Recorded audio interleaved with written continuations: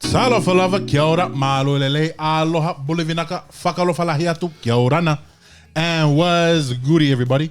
This is Frosty, DJ Waves, and this is the Uso Table Talk podcast.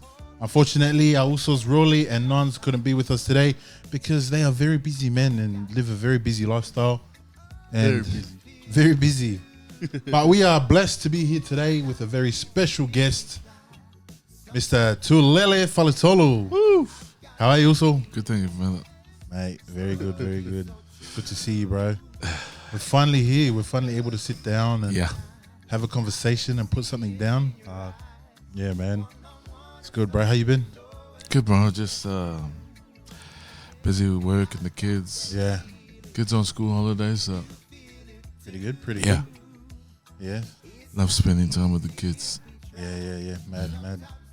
Yeah, what's been happening, Waves? How are you? Yeah, I've been good. Just been busy crashing in and vibing out, you know? So, this guy, man. Bro, this guy never watched NRL in his life. Really? All right? Before the doggies. Yeah, bro. If you don't know and you're listening in, DJ Waves never watched NRL. So we'll be talking about Origin, we'll be talking about this and that, like, you know, college years and all that. This guy be like, I don't care. Like, rude guy, middle conversation, I don't care. I just all of a do sudden, not care about all of a sudden now, because he's a resident DJ for the Bulldogs, every time they have a home game at Canterbury, this guy's always like, bro, man, I hope we win this weekend, bro. This is happening. Bro, but it's funny because they haven't won a game yet. Yeah. They haven't won a game. But doggies. But we were laughing because we were like, man, they haven't even scored until their last game. I saw that game where they Last Saturday? Yeah, last Saturday. had 0 on the board. Yeah, no, but Yeah, they we had had 0 on the board for 3 games. Yeah, 3 games straight. Oh, really? Yeah, bro. Seriously. 3 games straight. You didn't even have it. They got good players too. What's going on? I don't know. We'll ask Trent Barrett when we get there. Must be the new DJ. Too many ballads. Too many ballads, guy. Who's your team? Eels, man. I'm an Eels, man. Yeah, that's right. Yeah, I've recently started. I'm a bandwagoner, so, and I'm, you know, whatever. Once I moved to the Hills area, close to what everyone was going for them. But I don't know. Grew up in Campbelltown, so I went for West Tigers. Then moved to Gold Coast, was going for Titans for a bit. And then now I'm like, I guess I'm an Eels fan. So yeah, I'm not a loyal supporter, but I'm a supporter. Yeah. You know, main thing's the main thing. Well, I was born in Canterbury, so, you know, it makes sense to go for the doggies. The doggies. Anyway. That's my birthright, you know? Anyway, so we're gonna go into Hot Tuller, our first segment of today. Let's do it. The Uso Table Talk Podcast. Hot Tuller. Hot Tuller. That's Hot Tuller for you, bro. All right, ladies and gentlemen, if it's your first time tuning in, thank you for tuning in. This is Hot Tuller. It's a segment where we get real.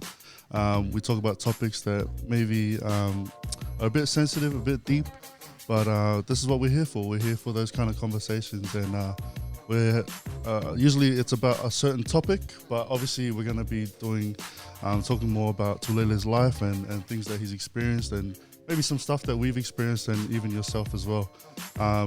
So if there's anything that may come across offensive or anything like that, please, we're not experts at anything. We're just here to share stories and share our hearts on what we've been through and our experiences as well.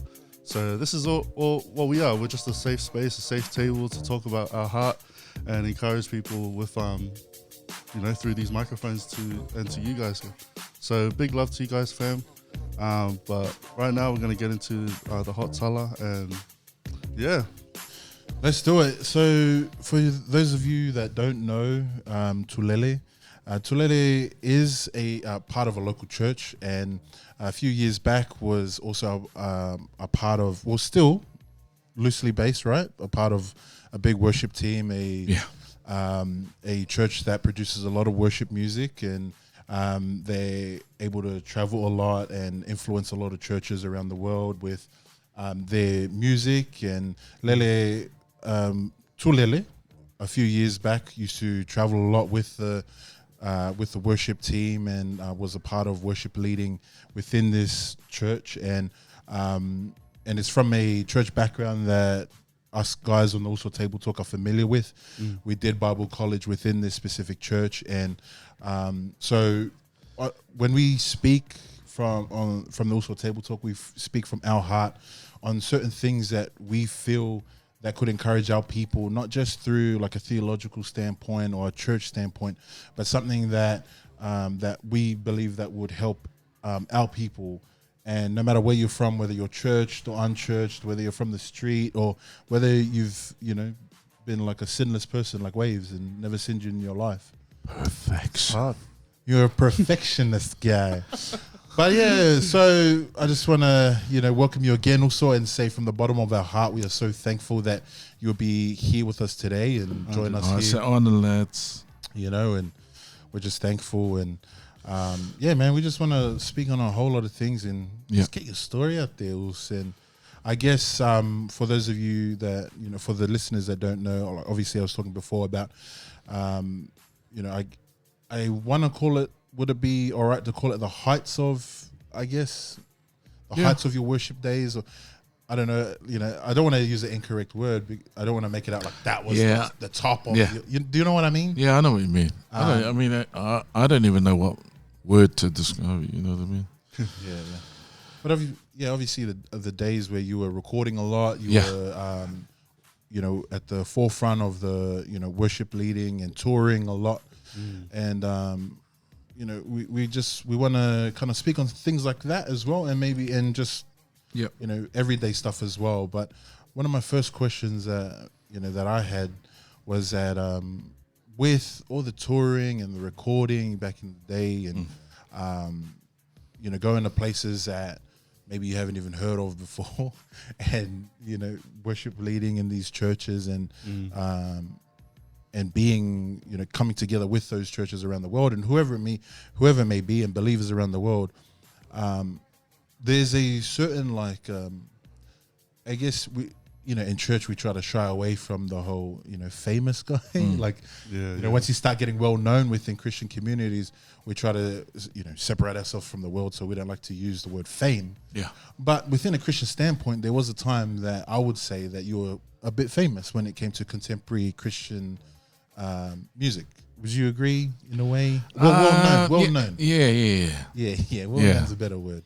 Yeah. And I guess my question would be in those days, with touring and, being, I guess, well known with, around the world within Christian worship music, how did you keep yourself grounded?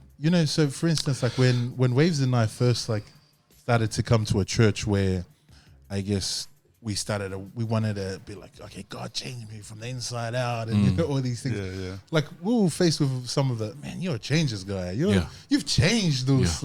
Why don't you do the same things that you used to do? Or why aren't you the same guy? And there's always that pressure with trying to not be be different, I guess, but not be a completely different person that you're no longer approachable. Yeah. So I guess my question is in those days, also how did you keep yourself grounded, and how did you keep yourself relatable? And maybe if you didn't, what are some things that maybe you would change? You know what,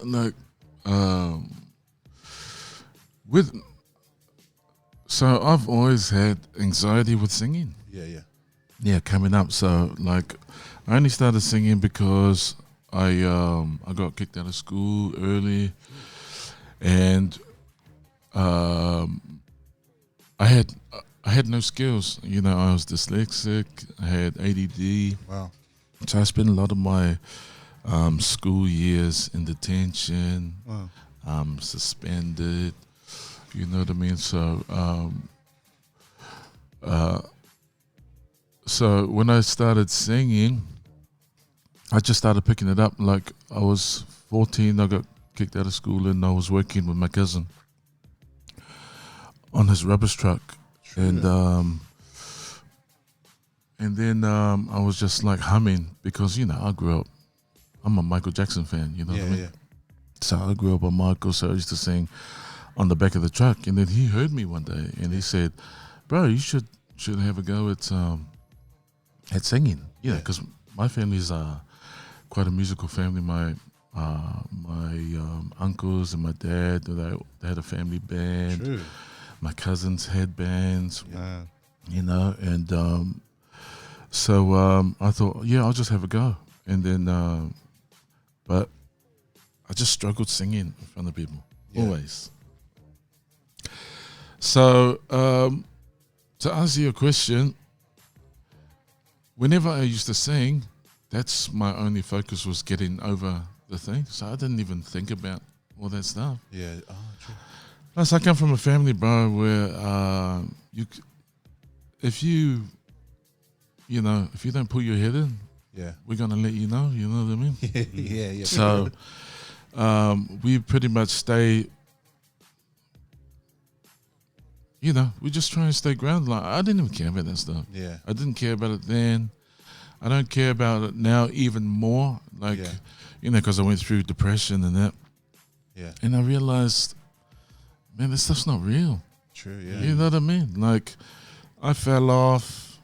Nobody cared anymore. So then, and that was a good wake up call for me, even more so. Like, doesn't matter. You just do your best. Give it your 100% effort. And that's all you can do. Like, I think it was really, really helpful for me too, because I just don't want to get caught up in all of that stuff. And now that I got little kids, you know what I mean? Yeah. And comparison is rife, bro. Yeah, you know true. what I mean? Yeah, With social 100%. media and that. So I don't want them to ever, you know, ever get caught up in that. So I'm like, you know, the way I bring them up, just do your best. Yeah. Whatever you do, mom and dad love you. Yeah. You know, so just give it your best shot. Yeah. So so I didn't really care. Yeah. You know what I mean? You can actually, like, I can tell that I can tell that. I remember one day at a conference. What is that noise? So I think it's my tummy. We're rumbling. Sorry. I remember one day at a church conference that we were having, and this guy, I think he had traveled from, like a lot of the people that ask about you, or that that were really into the those Christian music days and that, like usually from around, like, would you say India? Like Asian countries as well, like the Koreans. Koreans, like, so. I love it. Yeah, I think countries that love ballads and stuff. So this guy, I think he was from maybe Singapore or something. He had that sort of accent, and he runs up, and me and you were walking, I think, to get to the kids' church to get either Shugs or Frankie. Oh, can we say your kids' names? Yeah. Sorry, and we're on the way to pick up one of your kids, and then, do you remember that? This guy runs up, he's like, tulele. Can I get a photo? Yeah. I'm sorry, I don't know why I'm doing this guy's accent. I feel sad. I was like, can I get a photo? I'm still doing it. Anyway, and then you're like, oh, bro, I'm so sorry. Like, I'm in a rush to pick up my kids. He goes, but you're going church Sunday? You're coming church Sunday? And he's like, yeah, I'll go church Sunday. I was like, yeah, just come. Like, come to me and we'll take a photo. And I was like, then and there, I was just like, far out. Like, like, of course you were going to pick up your kids and that, but you could definitely see that I don't know if you were into the whole, those fans or whatever it was back then, or you ate that up back then. I don't, you didn't. You say that you didn't. Like, I believe you, but you can definitely see that today as well. Yeah. Like, man, just come. Like, you're so approachable. I remember that also the first day that you came up to me as well, and you were like, "Hello, Frosty," and I was just like, "Oh, hey!" Like, I was so nervous because I was just like, I remember you from TV or like, the YouTube videos and that. But like, yeah, no, you can definitely see that, and I guess also with the years, I guess things are more important. Things are of more value now, I guess. When it comes to family, of course, that's that's number one, and things like that. So you can definitely tell that doesn't matter. Yeah, no, I feel the same way. Yeah. Well, the biggest thing for me, kindness. Yeah. That's the currency I live by, man. You know what I mean? Kindness, respect. Yeah, true. For everyone. You know what I mean? Everyone is special in God's eyes, you know what I mean? So there's no, and I hate hierarchy, you know what I mean? Yeah, true. Like, no judgment on anybody that lives by that model, but for me, nah. I don't like that stuff. Yeah. So whenever somebody says, you know, can I get a photo? It's just a photo. It only takes 3 seconds, you know what I mean? And how are you? It's not hard, you know what I mean? And I think the thing that also that helped, because I used to, back in the day, I used to shun away from it. Yeah. You know what I mean? Because I'm like, no, this can't be real. Like, you know, people are getting carried away. I'm not a pastor, you know what I mean? I'm not a worship leader. I'm just Lele on mic 6, you know what I mean? Wow. I lead a couple of songs and that's that. You know, I don't it's not a big deal to me. Yeah. But when people used to get like that, and then my worship pastor at the time, who used to be my mentor, Darlene Check, she said to me, hey, put your head in. You know what I mean? Like, you might not get a chance to encourage them, but then it encourages them that you want to take a photo. Yeah. So after that, you know, slap in the face. Yeah, true. Mate, anybody that asks, yeah. But that time, I was like to pick up my kids. So, you know, I don't like them being the last left behind. Yeah, true. You know what I mean? So, So we were like, I was stressing out. I didn't know where the kids were, like where the kids program was. And so that's why that happened. But thankfully, I got to see that guy the following Sunday. Yeah. Oh, man. Yeah. Lovely guy too. Yeah. With you mentioned your mentor back in the days, Darlene Check, and I remember you telling me a story personally when we were chatting about like some of the memorable lessons that she taught you, and things like that. I guess us guys on like also Table Talk that we struggled with being in college. Yeah.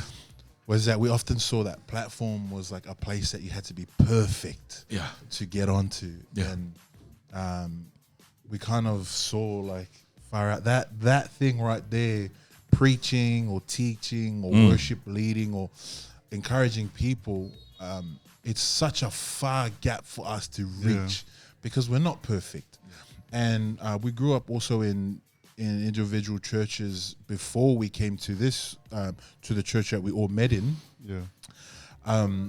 That at times put our pastors on a pedestal or put the people on platform on a pedestal. Yeah.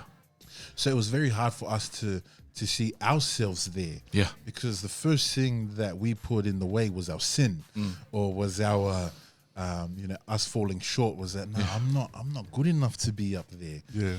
You know, so one, we battled the I'm not good enough to be a Christian. So we overcame that in a way. Of course you struggle with it, but we overcame that, accepted Jesus as our savior, became a Christian and being discipled in that. But then there's that next step, for those that are called to serve God in a preaching capacity or pastoring or worship leading and anything like that, there was also that struggle that we had. Was that, man, we're not good enough to do that. And I remember Darlene teaching you certain things and having to pull you in under her wing and saying, because you also went through that as well. Yeah. Can you share on that? So I went to her one day, right? So I've been smoking since I was little. Yeah. You know what I mean? Back then, like, I was born in 1973, so I was born during a time where you could smoke everywhere, bro. You know what I mean? True. Like, my parents used to smoke, well, not my mum, but my dad. They smoke everywhere, in the house. We smoke at the movies, in the planes. In the planes? Yeah. Dang. Outside. Tennis was sponsored by Winfield at that time. Winnie Blues. Everybody. Can I get a pack of Winfield Blue 20s, please? And Cliffy Lyons. Yeah. Used to smoke a diary on the sideline. You know what I mean? Like, it was different. So I grew up smoking. Then when I got saved in 1997. Yeah. Right? And I kept smoking. You know what I mean? Because I'd always smoked. So when I was singing, I used to hide it. because I was scared of being judged and stuff like that. But then one day I was like, you know what, man, I'm gonna go to Darlene. So I went to Darlene and I said, man, I'm not gonna sing anymore. Yeah. And she said, why? What's wrong? What's going on? And I said, I can't stop smoking, man. Yeah. You know what I mean? Like, I've been smoking since I was young. Yeah. So so you can just take me off the music team. And she said to me, Lele, look, if only perfect people could be on the platform, there'd be nobody there. Hey. You know what I mean? And remember, I don't even know if she remembers this, but she said, remember, God looks at the heart, not the lungs. Well, oh. But at the same time, try and stop. It's not good for your health. Yeah, true. You know what I mean? Yeah. So I was like, okay, you know what I mean? I'll keep going if you're not gonna kick me off. You know what I mean? So I kept going, and then because, bro, I grew up, I didn't like Christians. I grew up in PIC church. I love my church family, right? Yeah. But back then, there were like some born again Christians that I knew. Yeah. Bro, they were so mean. Yeah, you know what I mean? So judgmental. So bro. So I'm like, everyone going to hell. Oh. But when she said that, because even then I was still a bit iffy, right? So when she said that made me a believer that day. You know what? Like, there are people that follow the example of Jesus. You know what I mean? Yeah, true. Yeah. Love God, love people. You know what I mean? So, yeah. She gave me she dropped a lot of gems on me, bro. Like, last time I saw her, I went up. She asked me to come and sing up, even though I couldn't sing anymore. At her church, she did an album, and then we had a chat upstairs. Yeah. She was saying to me, if you ever got into ministry again, and I'm like, at that time I didn't even go to church anymore, and I'm like, nah, no chance. You know what I mean? Like, because same thing. Throughout my whole time, I used to attack myself. Like, man, what am I doing here? I got so many issues. You know what I mean? So I never ever thought I'd get back into. I never even thought I'd go back to church. I only went there because I respect her. Yeah. So she said to me, no, look, listen to me. You don't know what God can do. Wow. God can flip your whole life around and you could be serving again. You know what I mean? You got a calling on your life. And I'm like, wow, I don't believe it, but I'll listen. And then she said to me, if you ever get back into ministry again, get the order right. God, family, ministry. Yeah. You know what I mean? So, man, I put I serve whenever I can't be there. Yeah. When you know what I mean? Whenever I don't need to be there with my family. But if family stuff comes up, I neglected my family for so many years when I was serving. Yeah. And I mean, this is off topic, but so my brother, he wasn't doing well, right? He used to do coke. Yeah. You know what I mean? He used to do ice. Yeah. And I was so busy doing the ministry thing because I thought, man, if I serve, because I used to think to myself, what's the best way I can help him? And then, in my mind, I thought, just serve God. You know what I mean? Serve God, and then God can turn it around, for him. It didn't happen. You know what I mean? He ended up,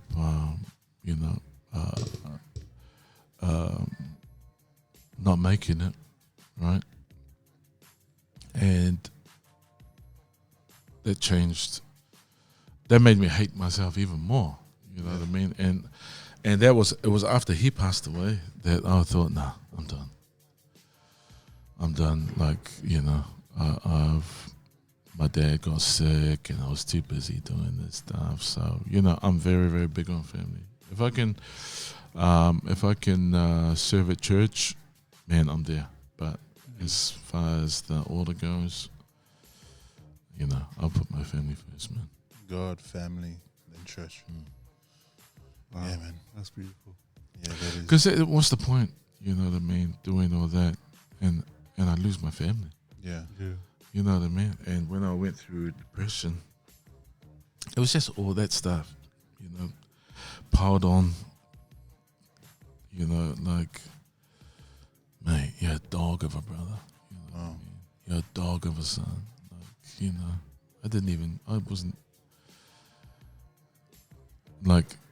call home that often. But, you know, I've always grown up like quite hard. So, you know, I was never a talky guy. Yeah. So, but then, man, I just hated myself, you know what I mean? So I had to get over that and to learn to forgive myself, and not just forgive myself, but take the steps to make the change, you know what I mean? So now, you know, my goal is to be the best son, be the best brother, you know what I mean? Just to really shine God's light, you know what I mean? Because it's cool doing ministry and that and helping other people, but, you know, my own family, like, you know, other people are believers, but my family don't believe, because they're like, be cool if you threw some of that love here, bro. Yeah, you know what I mean? So, and I'm like, yeah, now that I know, you know what I mean? When you know better, Yeah. you got to do better, and if you don't do better, you know better. Ooh. Come on now. That's Jeff Van Gundy. Thanks, Jeff. Thank you, Jeff. I definitely think it's such a relatable thing. I think for us Islanders, or in my experience, anyways, I know that a lot of people have experienced their families kind of mix that order up in a way. Yeah, and because we don't know any better. Yeah, you know what I mean. We don't know. I've always grown up. I remember thinking that it was always serve God first and let God do the rest kind of thing, and I've always felt like things needed to be dealt with, you know. Yeah. I remember there was a joke I made a couple of months back. There was a church function, and it was just, you know, big church going out ease. Everyone's bringing, like, flexing with their foods that they brought. Yeah. And I saw the oysters, and there was so many oysters. And if you know, oysters are expensive. I just remember thinking, man. Afterpay. Hey, can you afterpay oysters? Oh, you probably could. But I just remember seeing oysters, and I said to one of my mates, like, man, someone's gonna be enjoying cornflakes this week. I know it was such a bad thing to say, but reality is, like, I remember those times when I was brought up like that. Yeah, we went through that. Like how could we have gone? Yeah, we make the gourmet food for. Hey, and then next night, oh, what's for dinner? Oh yeah, any flour. Any flour with the bucket. Oh, thanks. Very nice. Nothing wrong with bread and butter for dinner. I love it. No, no bread and butter. Yeah, but it's definitely, like, such a refreshing reminder to hear that order, I guess. Yeah. With God, family, and then ministry. Yeah. I love that. You know, we're supposed to be good stewards of everything God puts in our hands. Yeah. You know what I mean? So, yeah, we got to take care of everything. Yeah. You know, not what I used to do was focus on one thing and neglect everything else. Yeah. And that came back to bite me, and it hurt my heart, you know what I mean? That I couldn't go back and call my brother and ask him how he's doing, you know what I mean? Is there anything I can do to help, you know what I mean? Those are questions that haunted me for like 6-7 years, right? And every time it used to come into my mind, I gotta go drink a whole bottle of vodka. Wow. Just to drown it out. You know what I mean? Every day. Yeah. It was, So, like, obviously, you're talking about your brother. Yeah. And is it cool if we go there and we Let's speak go. on that? Yeah, because we're already there. that's something that, like, it's such a time that you feel that you're on your own, but a lot of us has been through that, or a lot of people have lost family members through depression and through through suicide. And it's such a taboo thing to talk about, but it's something that needs to be spoken about, because that's something that us guys, when we came on, and certain people asked us, why don't you specifically say what church you're from, or what denomination, or what branch of Christianity you believe in. And it's because we were like, we don't want people to tune out. We don't want, and like, we know that if we were to mention the denomination we came from, or the type of church we come from, it comes with stigmas, and whether it's true or not. Like, there's people out there that will be like, no, like, change, or what can these guys teach me, or that. It's not about we want to teach people, it's that we just want to share stories that will be able to help each other. And we said that, of course, 100%, our message would be, like, we want people to come to Jesus. Of course, 100%. Yeah. But also, if we could save someone out there that didn't even believe what we believed in, but we could save them from harming themselves or giving up when... That's the main thing. When times are hard. I mean? Like...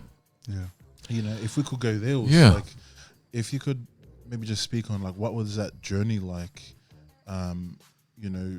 Obviously you shared a bit about it, like, that you were so focused on ministry and at home, or with, your brother was going through something. And see, but the thing was, right, he was going through stuff, and I didn't even know. You know what I mean? We when we grew up, we were all wild boys. Yeah. So you see that, it's just normal. You know what I mean? Like, when I came up, I used to give my my old man headaches. Yeah. Because, our parents don't know about ADD. Man, I didn't even know I had ADD. You know what I mean? So, I used to just do stupid stuff just because. You know what I mean? So, what was the question? That's right. We're just... So I didn't know. Yeah. And that's the hard thing about when people are going through depression, like, especially as islanders, because we're like, we don't want to bother anybody with what we're going through. So you can't tell, bro. They're smiling.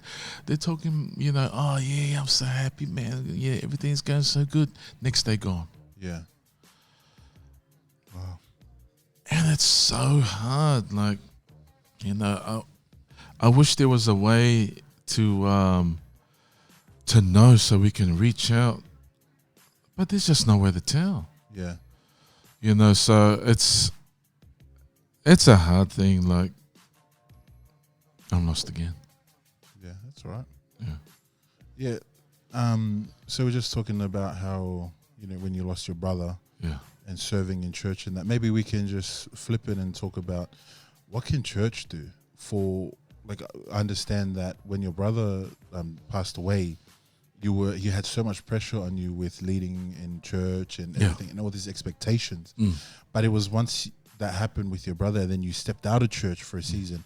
Like, I remember you and I speaking about it, that, like, you felt like nobody, like, you went from everyone, Tulele, we love you. And then all of a sudden, everyone disappeared. Yeah. Everyone from that church life disappeared. So maybe a message to the church, like, what can we as the body of Christ and Christians, believers, what can we do to help people that are going through crisis, going through pain?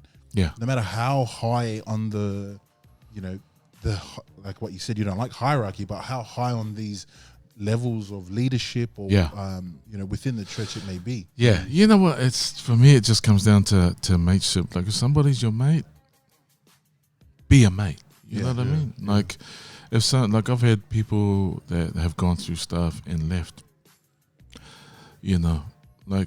And for whatever reason, this always seems to be the case. Like, when people leave church and you try and reach out, and they're going through stuff. Now that I've been through it, sometimes you're going to message them, they're not going to message back. Yeah, true. But a mate keeps messaging. Yeah. A mate keeps reaching out. You know what I mean? If somebody's falling, they can't reach out if they're falling. Yeah. We're the ones that's supposed to reach out. So You know, I try and stress that a lot to people at church, because you know sometimes people have left and people have come to me. Oh, have you heard? I think, yeah, just message. You know, a lot of times he won't reply, or a lot of times they won't reply, but just keep messaging anyway. Yeah. You know what I mean? Because that's what a mate does. You know, that's what Jesus does. Exactly. You know, Jesus is the epitome of loyalty. Yeah. Yeah. You know, he stayed thick with his boys. Yeah. You know, like when everything went down, man, everybody's scared. He should have got another dozen, bro. Yeah, true. You know, 100%. except for his brother. Yeah. Because he would have got in trouble from Mary. But man, he was loyal to those guys. So because of that example, man, I'm loyal to all my friends. Yeah. Whether they're doing well, whether they're here or they've left. Yeah. You know, it doesn't take much to text. Yeah, hard up. You know, like, how you doing? Yeah. Love you, also miss you. Anything you need, let me know. Yeah. Want to have coffee? You know what I mean? Or want to go for dinner? Or just, man, don't even have to talk about anything. Yeah. I had a pastor, shout out to Pastor Ian Fisher. Shout out. He used to come down right when I left church. Yeah. I just couldn't take it anymore. Like, I was just going through, my head was going crazy, bro. Yeah. He used to just come down and sit in my lounge. Wow. Never said one word. Just watch me drink my box. Yeah. You know what I mean? Wow. And I used to say to him, sorry, man, like, you know, I got no conversation, man. Like, I'm numb, bro. And he said, I don't care. That's why we here. And that showed me a lot, you know what I mean? That spoke a lot to me. So you don't even have to say nothing. Just be there, bro. So he'll calm down, you know what I mean? Every time he came down, I'll be, you know, going through my box, just sitting there in the dark, in the lounge. Yeah. Just sat there. You know, sometimes no words speak volumes, bro. Yeah. You know what I mean? If you just stick, yeah, I'm big on loyalty, bro. I'm big on loyalty. That's true, man. I think the expectation that a lot of people who are churched, and when they message people that they have left church or just kind of fallen back a bit in all that sense, I think the expectation is often to get them back to church. Yeah. Yeah. In a way, but that's when I feel like if I texted someone and their response doesn't match to them wanting to come back or anything, like, then do we start falling away? No, obviously not. But I think that's where we'd have to switch up that expectation and not just expect them to just come back, but our expectations should just be to be there for them. Yeah, because in a sense. the goal is to reflect Christ, right? And if you don't show Christ's character, people are never gonna see him. True. And when they're going through darkness, they can't see anything anyway. Yeah. But when those little small gestures, they let the light come through the cracks. Yeah.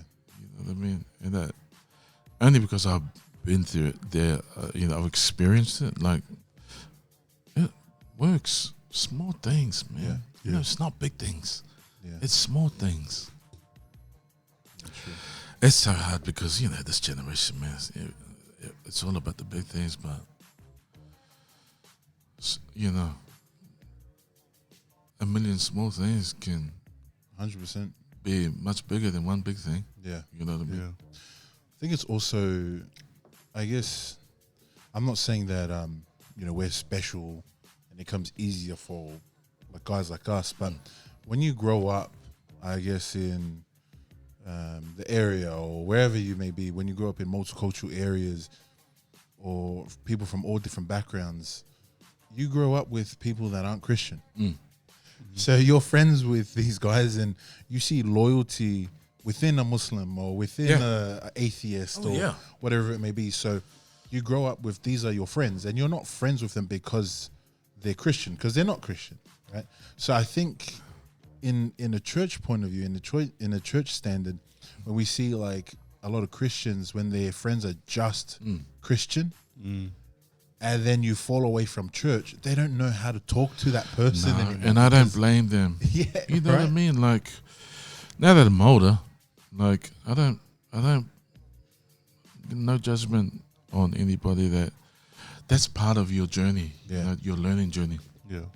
You know what I mean? Like they don't know. Like we come up, like, you know, I got a lot of non-Christian friends, and I stick by them. Yeah. You know what I mean? I got a lot of gay friends. I stick by them. Yeah. I got a lot of gay family. Yeah. I stick by them. Yeah. You know what I mean? I'll die for them. Yeah. Because that's what my Jesus would do. 100%. You know what I mean? So I love that. Yeah. Man. Yeah, I love that.